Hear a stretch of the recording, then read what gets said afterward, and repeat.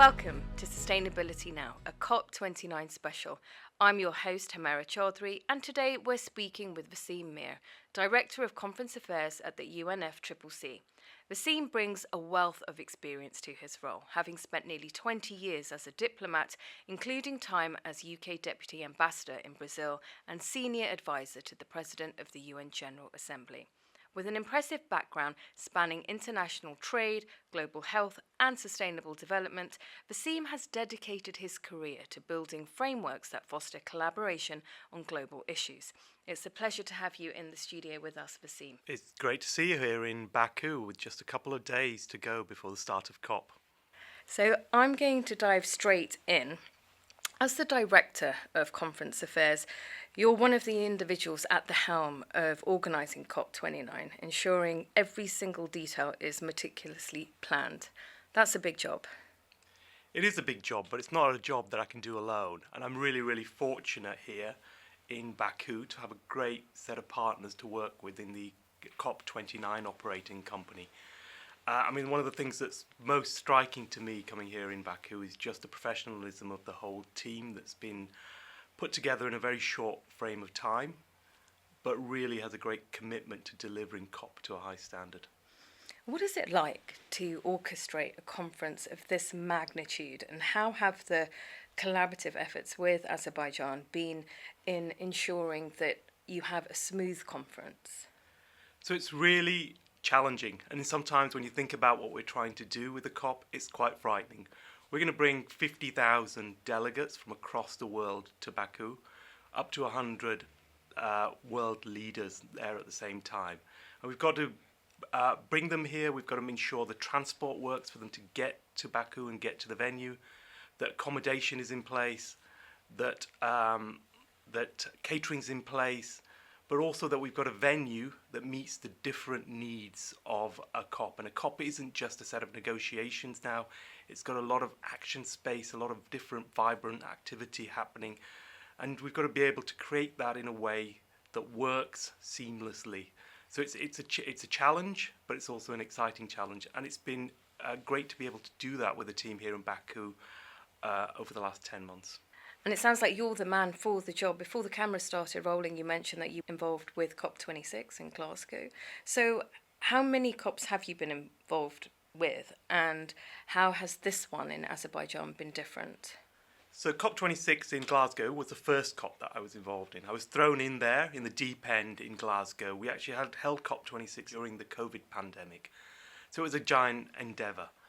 And it was the biggest, COP is the biggest international conference globally each year, and it was a real exciting opportunity for me to bring that to my home country, the UK. But also it's exciting because COP deals with just about the most important issue that we tackle globally, combating climate change. Since then, I worked on COP27 in Sharm el-Sheikh, 28 last year in Dubai, and this is then my fourth COP here in Baku, and I hope it's going to be the best COP. Inshallah, as we say here. It's worth noting, as you just mentioned, that COP29 is the biggest global conference of its kind. And like you said, you've had such a short window to prepare this one in Azerbaijan. That's no easy feat. Can you tell us a little bit about the planning process? Yeah, so Azerbaijan came to COP29 quite late. They were only awarded the host country duties back in December.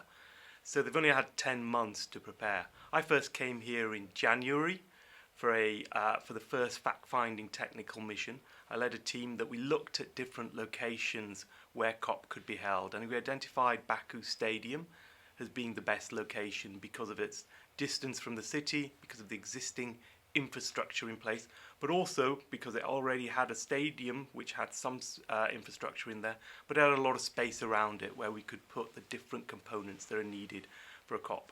Since then, we've worked on a daily basis with the COP29 team along a range of different work streams to ensure that we're ready to deliver.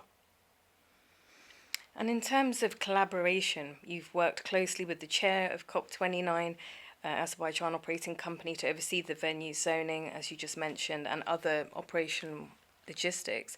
Can you tell us a bit more about those preparations and how the team is helping to ensure that everything is in place?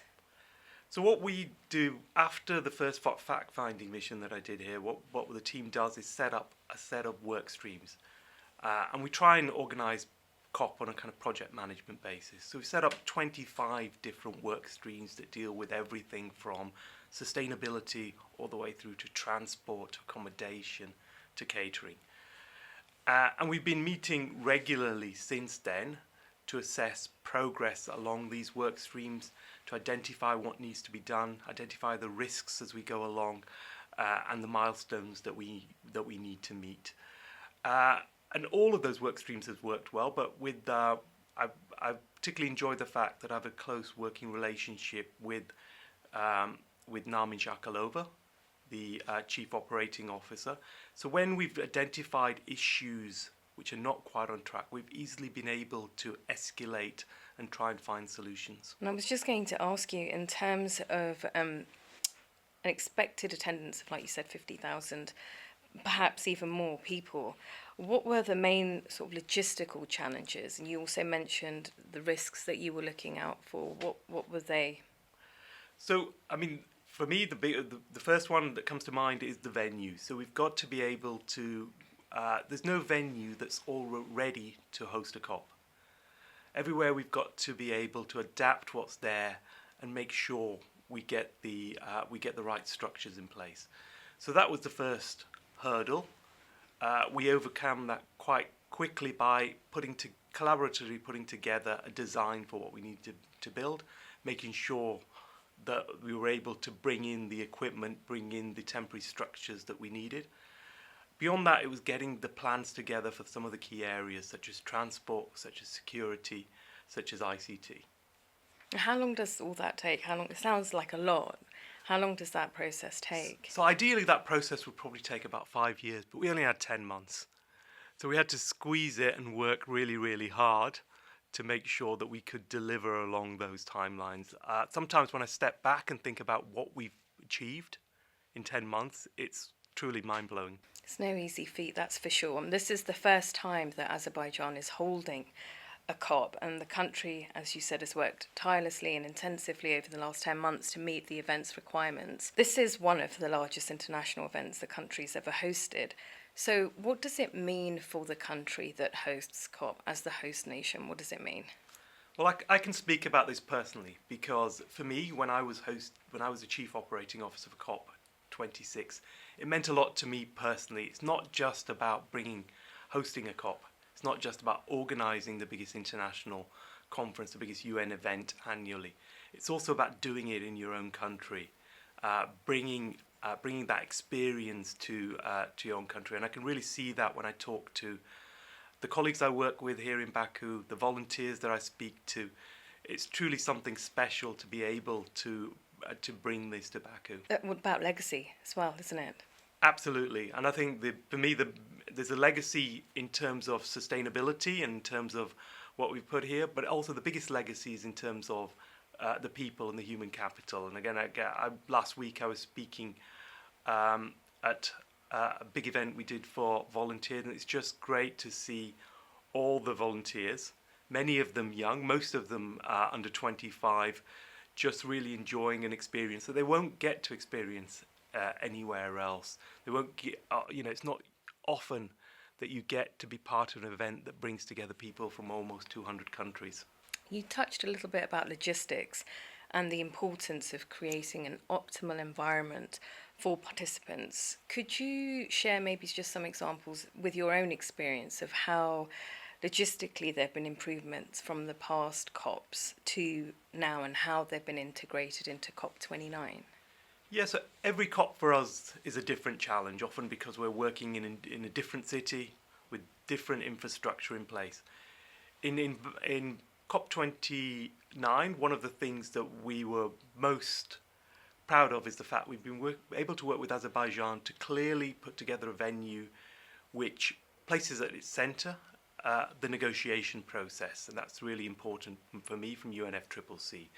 So if you go to the Baku Stadium, on the pitch of the stadium are the main negotiating rooms. And we've deliberately put that at the centre to make sure that everybody's clear that what we're really here to achieve is negotiated outcomes that really drive forward the fight against climate change. And around that, we've been able to place the other aspects of the COP, like plenary meeting rooms, areas for world leaders, pavilions that different countries put together, side events room where civil society can make presentations and hold discussions. So I think that's been a great innovation. In a way, this for me hopefully is the ideal venue, and we can use this as a map for future COPs. You and I have had the privilege of being in some of those negotiation rooms, and they really are the key areas of where a lot of important decisions are made. Can you just give us a little bit of insight in terms of like what happens there, why it's so important, and some of the key decisions that are made there? So I think the first thing about our negotiating rooms is they're very big. And the reason they're very big is one of the key advantage of the process that we're part of, the COP process, the UNFCCC process, is that it's inclusive. So there's room for all 196 parties to our process, and that's really, really important. But secondly, you've got to provide an environment where people can actually can discuss, not just in the meeting rooms, but around the meeting rooms, where they can collaborate and develop solutions to some of the. They can have discussions and come to conclusions that help take forward the agenda. So I think that's what we've tried to do with the host country here at COP29, and that's what I'm really looking forward to the next 2 weeks, is seeing how it works. And those rooms, really, they're full, they're packed, and I was going to say hours, but in fact days are spent in those rooms making key decisions. And which brings me on to actually key outcomes. As the largest UN conference held annually, COP is a unique event, as we know. What is it like to oversee operations of such a significant gathering, and what makes COP29 in Baku stand out? So COPs are unique, but also this is a unique COP. So this is an important COP because it's a COP where we need to agree the next collective goal on finance, and that's the unique outcome that we're looking at from COP29. Overseeing it logistically, in some ways, I think the best news for me is when there's no news about logistics. So hopefully we're doing our work in the background. We're going to have a venue that just delivers a space for people to do the negotiations and take forward the fight against climate change. I know news is good news, as they say. COP conference, as we've discussed, it involves core negotiations, side events, a variety of cultural and diplomatic engagements. How do you balance these elements to create a cohesive and impactful event? So each of those elements are really important to a COP, and it's what makes it unique, whether it's the hundreds of pavilions that we have, whether it's the civil society events, whether it's civil society actions which take place within the venue. And the key is working with the presidency to think about how those different things that take place can all help work towards a collective outcome. So that's what we try and do. And as I said, we've tried to do at this COP is put the negotiations right at the centre with everything around it. The first part of the COP is always really hectic. We'll have a couple of days where we've got nearly up to 100 world leaders coming together, and that provides the impetus for the next 2 weeks. It kind of, gives us a reason to just carry on and focus on the negotiations. And do you think that's going to be possible this year? I mean, every year there is criticism that there's a lot of talk but no action. Do you feel like this year we'll actually see some key outcomes, some key results in those negotiating rooms? So when you've got 196 countries coming together, it's never easy to come up with outcomes. It's often difficult to come up with an outcome when there's just two of you discussing an issue. So it truly is challenging. But what I absolutely believe is that without this process, we wouldn't be able to make progress we need to make. And to combat climate change, you've got to have everybody around the table. You've got to have the biggest emitters, you've got to have the most vulnerable, you've got to have the small islands, you've got to have the large countries. And so that's what COP tries to do. But the negotiations are never easy because of that. Now, I truly believe that, if negotiators put their mind to it, we could get a really positive outcome from this COP. Safety is obviously key. You've met various COP29 organisers, including security leads like Chief Kevin O'Hanlon from the UN Department of Safety and Security to ensure that every single detail is covered. What has been the importance of these partnerships in maintaining a safe and organised environment?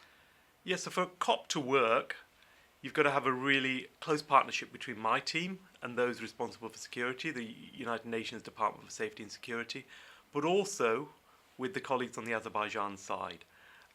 Those in the operating company responsible for operations, but also those responsible for security. So that four-way partnership really has to work collectively. Because the challenge we face in terms of keeping the venue secure, keeping it safe, is a really big challenge. And if those parts aren't working seamlessly, it can be really difficult. Finally, what are some of the key outcomes that we should look forward to from this COP? So for me, the biggest outcome is, as I said, no news about operations. So if nobody speaks about anything going wrong in operations, if you don't see any headlines, that'll be a great outcome. But I think what we need to look out for is this is seen as a finance COP. So what we need to look out for is a new collective goal on finance. I mean, there are other areas as well that are important. There's the agreements around carbon markets and how they will operate, what's called Article 6. Getting a final outcome on that is really important. Making progress on aspects of transparency is really important. So all of those should come together as an outcome that we can all be proud of. And I know we touched on it briefly earlier, legacy. What would you see as the key takeaways or legacy that COP29 might leave for Azerbaijan and the international community? So I hope for Azerbaijan, COP29 leaves a kind of an example. So the team in the operating company in the Azerbaijan government have really been committed to sustainability, and they've made that part of everything they do, from transport to the venue design, all the way to catering and food that's at the venue. So they put sustainability at the heart of it, and I hope they can build on that and really think about how sustainability could be at the heart of everything that's done here in Baku, the next events that are done in Baku. But beyond that, I think, as I said, the biggest legacy, I think, is the impact it has on the people, and particularly the workforce. So you've got hundreds of local staff workforce that'll be in the venue and also outside the venue at the airport and in the transport hubs. And I think for them, this will really be a unique experience which they can kind of build on, which they can learn from, which they can make new friendships in. And I think that will hopefully be a lasting legacy for the country. Well, thank you, Wasim, for sharing your fascinating insights into the preparation that it takes into this kind of global event and into particular COP29. It's incredible to see the level of planning and collaboration and commitment that goes into an event of this magnitude happen. Is there anything you'd like to close with or end with? Well, the only thing to close with, for me, it's going to be a tough 2 weeks ahead. But it's made easier because we're in Baku, which is a great city, and the fact that I get to collaborate with a great set of partners in the Azerbaijan government. Thank you so much for your time. And as always, thank you to our listeners and our viewers for tuning in to Sustainability Now, a COP29 special. Stay with us for more insights from the leaders making COP29 a reality.